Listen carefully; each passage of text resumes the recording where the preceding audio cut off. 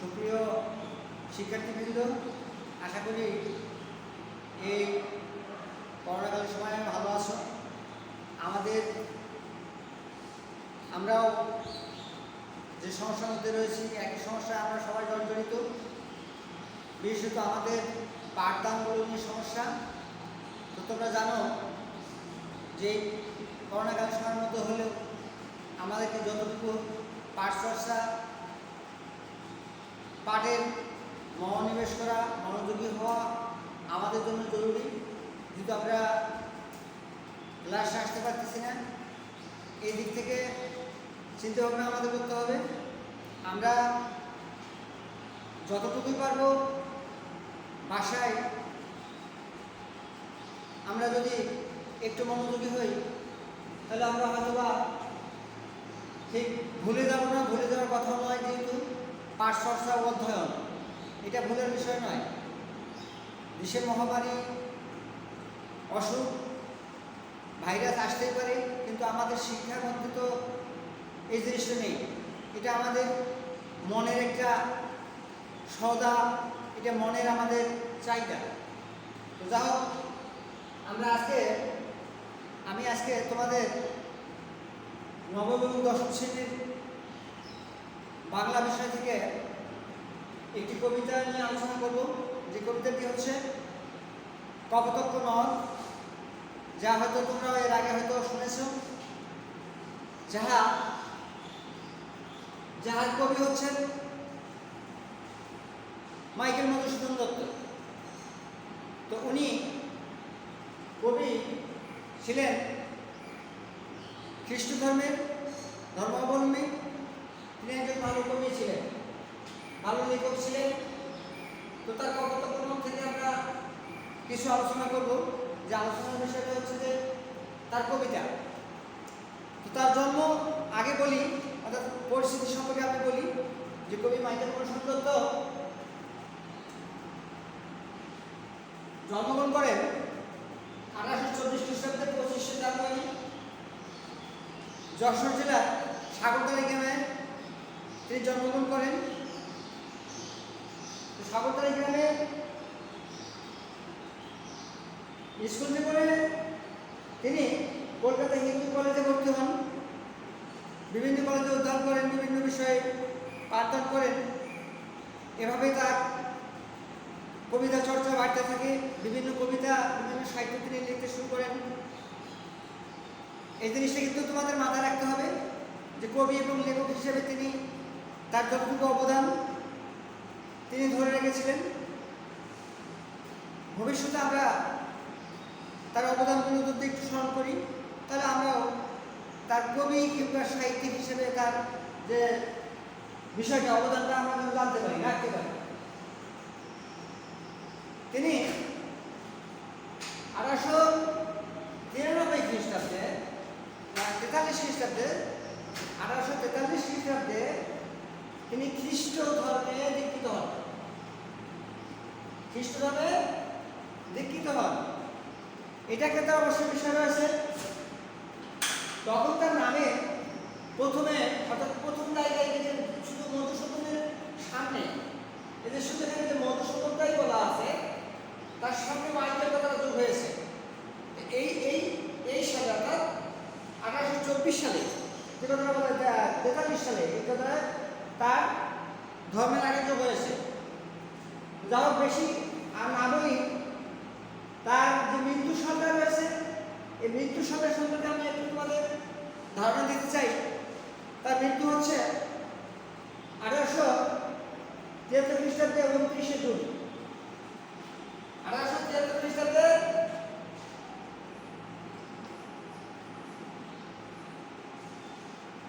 খ্রিস্টাব্দ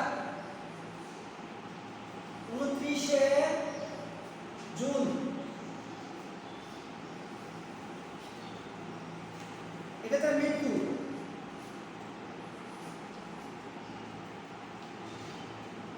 এই সালে তিনি মৃত্যুবরণ করেন। তাহলে আমরা মৃত্যু এবং জন্ম এই বিষয় দুটি কিন্তু আমাদের মধ্যে অতি জরুরি, জানা দরকার। তো আমরা জানবো যে তার জন্ম হয়েছে 1824 খ্রিস্টাব্দে 25শে জানুয়ারি, এবং মৃত্যুবরণ করলেন তিনি তো আমরা মৃত্যু এবং তার জন্ম সম্পর্কে অবগত হলাম। তো যাই হোক, এটা কিন্তু আমাদের অবশ্যই মনে রাখতে হবে। তোমাদের যেহেতু আমরা এমসিকিউ কিংবা আমরা যখন নৈবেদ্যগুলো তো আমাদের আসে, আমরা যখন দিতে যাই, কাজ করতে যাই, তো এই বিষয়গুলো আমাদের তো কাজে লাগবে। তো তার কবিতা যে কপোতকনদ, এই কপোতকনদ কবিতায় দু একটি চরণ আমি বলতে চাই। তার কবিতা অংশ দু একটি চরণ, যা হচ্ছে একটি নদকে কেন্দ্র করে তিনি অনেক স্বপ্ন দেখেছেন, অনেক ভাবনা ছিল তার। যেমন আমাদের মাঝে আমরা প্রত্যেকেই মা বাবার থেকে আমাদের জন্ম, তো মাকে আমরা কতটুকু ভালোবাসি, মা কতটুকু আমাদেরকে ভালোবাসেন। মায়ের সাথে তার কবিতার যে চরণগুলো রয়েছে, এখানে কিন্তু তার একটা উদাহরণ প্রয়োগ করা হয়েছে। অর্থাৎ এখানে বলা হয়েছে দুগ্ধ স্রোতরূপী তুমি জন্মভূমি স্থানে। দুগ্ধ মানে মা, অর্থাৎ আমরা তো মায়েরই দুধ পান করে আমরা কি বড় হয়েছি। তো তিনিও মার দুধ পান করেছেন, বড় হয়েছেন। মার দুধের সাথে তার যে একটা তৃপ্তি তিনি পেয়েছেন, স্বাদ পেয়েছেন, এখানে তার যতটুকু ভালো লেগেছে, ঠিক তিনি উদাহরণ প্রয়োগ করেছেন তার কবিতা কপোতকনদের সঙ্গে। এভাবেও করেছেন যে তিনি তার শৈশবকালটা কপোতকনদের সঙ্গে জড়িত ছিল। তার তীরে তিনি বসতেন, বেড়াতেন, সে পানিতে গোসল করতেন, সে পানি আবার প্রয়োজনে পানও করতেন।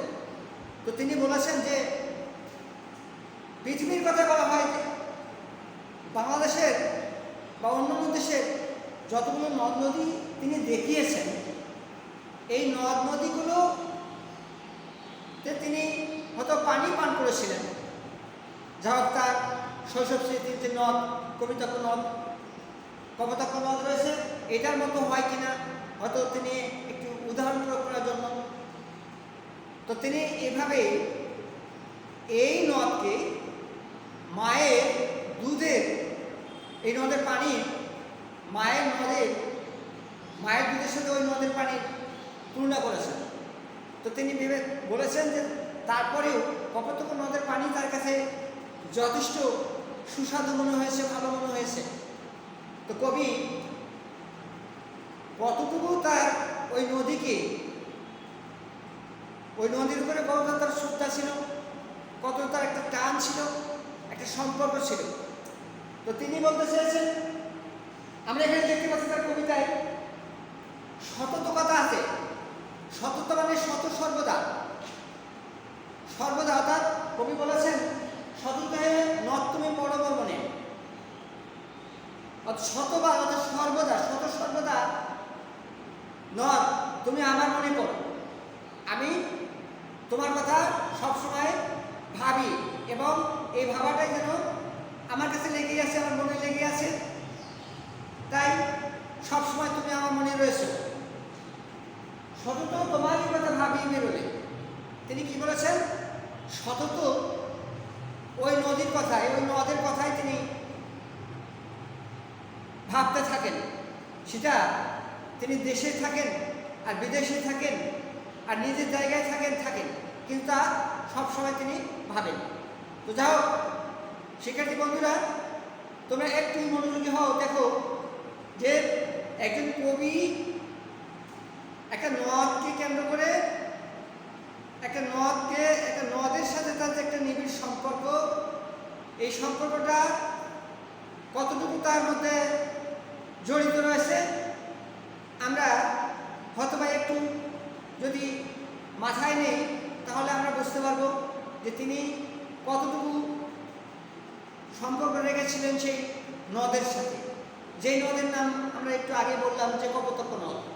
এটি কিন্তু যশোর জেলার সাগরদাড়ি গ্রামের পাশ দিয়ে প্রবাহিত এই নদটি।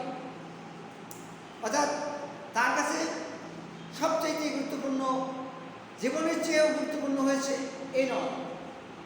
সতত যেমতি লোক নিঃশ্বাস সকলে, আবার বলা হয়েছে সততই যেমতি লোক নিঃশ্বাস স্বপনে, যেমন নিশার স্বপনে, অর্থাৎ তিনি ঘুমায় গেলেও, ঘুমিয়ে থেকেও এই নদের কথা, এই নদকে দেখতে পান, এই নদকে স্মরণ করেন, এই নদকে নিয়েই তিনি চিন্তা ভাবনা করেন, তার মনে বারবার পড়ে।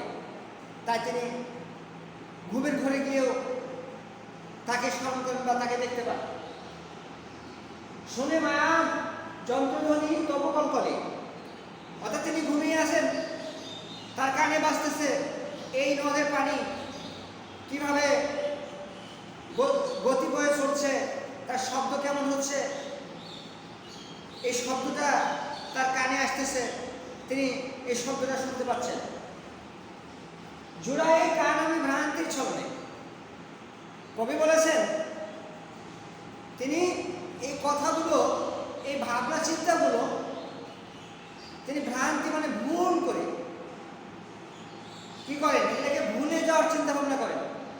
যেহেতু তিনি বিরলে অর্থাৎ বিদেশে অবস্থান করছেন, নিরালায় একাকী, আর নদী সেই কোথায় আছে, যশোর জেলার সাগরদাঁড়ি গ্রামের পাশে অবস্থিত, আর তিনি রয়েছেন বিদেশে। তো তিনি কি করতেছেন, এখন ছলনা দিয়ে ভুল ভেঙে যাওয়ার জন্যই চেষ্টা করতেছেন, যেহেতু আমার কাছে এই নদ নেই, আমি বিদেশে অবস্থান করছি, বিধায় যদি পাশে কেউ নাই থাকে, তার স্মৃতিটা মনে থাকে বটে, কিন্তু তাকে ভুলে যাওয়ার কিছুটা কথা চিন্তা ভাবনা করতে হয়, যেহেতু সে কাছে নেই। তবে একটা কথা হলো, ভুলে যেতে চাইলেও ভুলে যাওয়া যায় না, এই বিষয়টি আছে, তোমরা অবশ্যই এটা মনে রেখো যে আমরা যখন অধ্যয়ন করি, পাঠ চর্চা করি, একটি জিনিসকে আমরা কেন্দ্র করে, যেমন মনে করো কবি পরিচিতিটা, আমরা ভুলে যাব না, আমাদের ভুলে যাওয়া উচিত হবে না। ভুলে গেলে আমরা এখান থেকে কী করলাম, পিছিয়ে গেলাম। তো যাক, আমরা ভুলে যাব না, এই বিষয়টা আমাদের মাথায় রাখবো, আমাদের অতীব জরুরি। এবারে আসি, তিনি বলেছেন কিন্তু এ স্নেহের তৃষ্ণা, এ স্নেহের বহু দেশে দেখিয়েছি বহু নদ দলে, কিন্তু এই স্নেহের তৃষ্ণা মিটে কার জলে। আমি একটু আগে বলেছিলাম তোমাদের যে উনি অনেক দেশ ঘুরেছেন, অনেক নদীর সাক্ষাৎও পেয়েছেন, কিন্তু তিনি যে নদীগুলোর সাথে সাক্ষাৎ পেয়েছেন, ওই নদীগুলো বা ওই নদগুলো এই নদের সাথে তার কিছুতেই মিল আসে না। তিনি তার সাথে সমতা নিয়ে আসতে পারেন না, সমান করতে পারেন না। তাই এই উদাহরণগুলো তিনি প্রয়োগ করেছেন। যাও, আবার একটি কথা বলা আছে যে কিন্তু এই স্নেহের তৃষ্ণা মিটে কার জলে। কিন্তু তার যে একটা স্নেহ ছিল, ভালোবাসা ছিল, সম্পর্ক ছিল সেই নদের সাথে, এই যে একটা স্নেহ, তার যে তার ওই নদের পানিতে তিনি গোসল করেছেন, পান করেছেন, তার তৃষ্ণা নিবারণ করেছেন, অনেক ভালো লেগেছে, স্বাদ পেয়েছেন তিনি। তো অন্যান্য নদের পানিগুলোও তিনি হয়তোবা এভাবেই পান করেছিলেন, কিন্তু তার এতটা ভালো, এতটা স্বাদ তিনি তা পাননি। শিক্ষার্থী বন্ধুরা, তোমরা অবশ্যই নিশ্চয়ই একটু ভেবে দেখো যে একটা নদের পানি তো মাত্র, এই পানিটাতে কি এমন দেওয়া ছিল বা কি ছিল, আর ওই নদগুলোতে কি এমন পানিতে কি দেওয়া ছিল যে এই নদের পানির সাথে ওই নদের পানি কিছুতেই যেন একটা মিল হচ্ছিল না। তো তিনি এই কথাই কিন্তু বলেছেন, আমাদের এটা মাথায় রাখতে হবে। দুগ্ধ স্রোতরূপী তুমি জন্মভূমি স্তনে, দুগ্ধ স্রোতরূপী অর্থাৎ দুগ্ধ শব্দ তো দুধ, তাহলে জন্মভূমি স্তনে অর্থাৎ তিনি যেখানে জন্মগ্রহণ করেছেন, আমাদের মধ্যে একজন মায়ের কোলে তিনি জন্মগ্রহণ করেছেন, ঘুম পাড়িয়েছেন, তার দুধ পান করেছেন, সেখানে তার যতটা তিনি তৃপ্তি পেয়েছিলেন, তো এই তৃপ্তিটুকু তিনি তার মাঝে গিয়ে একটু সমতা দেখাতে চেয়েছেন।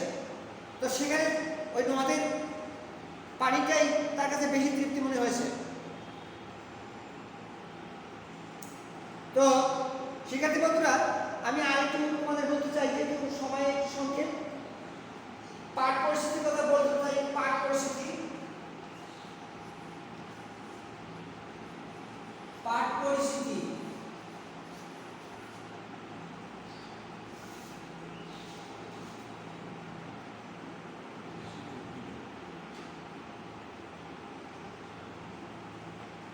পাঠ পরিস্থিতি একটু বলি তোমাদের। কপোতাক্ষ কবিতাটি কবি চতুর্দশ শতক কবিতা থেকে চয়ন করা হয়েছে। এখানে বলা হয়েছে কি সনেট কথা উল্লেখ করা হয়েছে। সনেট এই কবিতাটি হচ্ছে 14 লাইন বিশিষ্ট। প্রথমে লাইনটি বলা হয়েছে অষ্টক এবং শেষের যে 6 লাইন রয়েছে এটাকে ষষ্ঠ বলা হয়েছে। অষ্টক এবং ষষ্ঠকের মাঝে একটা মিলও দেখানো হয়েছে। তো যা হোক, এখানে এই দুটি ভাগকে 14 লাইন বিশিষ্ট যে কবিতা আছে দুটি ভাগ আছে, এটাকে মানে দুই ভাগকে অষ্টক এবং ষষ্ঠকে নেয়ার জন্য এটাকে সনেট বলা হয়েছে। সনেট একটি মানে বিশিষ্ট নাম, যা আমরা অন্য কোনো কবিতার মধ্যে কোনো কবি এই ধরনের সনেট নাম দেয়নি, আমরা অন্য কোনো কবিতা পাইনি, কিন্তু এই কপোতাক্ষ নদে আমরা সনেট নামটি এখানে পেয়েছি। যা হোক, এটি 14 লাইন বিশিষ্ট একটি কবিতা, যার চরণগুলো সুন্দর মিল রয়েছে এবং আরও একটা মিল বিন্যাস রয়েছে এই কবিতার মধ্যে। তো এই মিল বিন্যাসগুলো যদি একটু বলতে চাই তার সময় লাগবে, সময় একটু যেহেতু কম, তো সেই হিসেবে আমি আরেকটি কথা বলতে চাই। এই কবিতার কবির সৃষ্টিকারতা, আবেগ এবং অতুলনীয় দেশপ্রেম প্রকাশিত হয়েছে। তার যে সে যে একজন দেশের মানুষ ছিলেন, তার দেশের সাথে আর ওই নদের সাথে তার যে একটা সম্পর্ক ছিল, একটা স্মৃতি ছিল, এই স্মৃতিটা তিনি এই দেশের মানুষকে কতটুকু ভালোবাসেন এবং কতটুকু স্নেহ করেছেন তা তিনি বুঝিয়ে দিয়েছেন। কবি যশোর জেলায় কপোতাক্ষ নদীর তীরে সাগরদাড়ি গ্রাম জন্মগ্রহণ করে শৈশবে মধুসূদন এই নদীর তীরে প্রাকৃতিক পরিবেশে বড় হয়েছে। তাহলে এই যে যশোর জেলার সাগরদাড়ি গ্রাম, এই গ্রামের পরিবেশে তিনি বড় হয়েছে। যা হোক, আমি তোমাদেরকে আবারও তোমাদের সুস্থ সুন্দর মন কামনা করছি। আগামী ক্লাসে অথবা পরবর্তী ক্লাসে হয়তোবা আমি তোমাদের এই বিষয়ে সুযোগ পেলে বলবো। যা ভালো থাকো, সুন্দর থাকো, সুস্থ থাকো, আর যতটুকু অধ্যয়ন করা হলো ততটুকু একটু মনোযোগী হও। মনোযোগী হওয়াটা আমাদের খুবই জরুরি। এ পর্যন্ত ক্লাস শেষ করছি।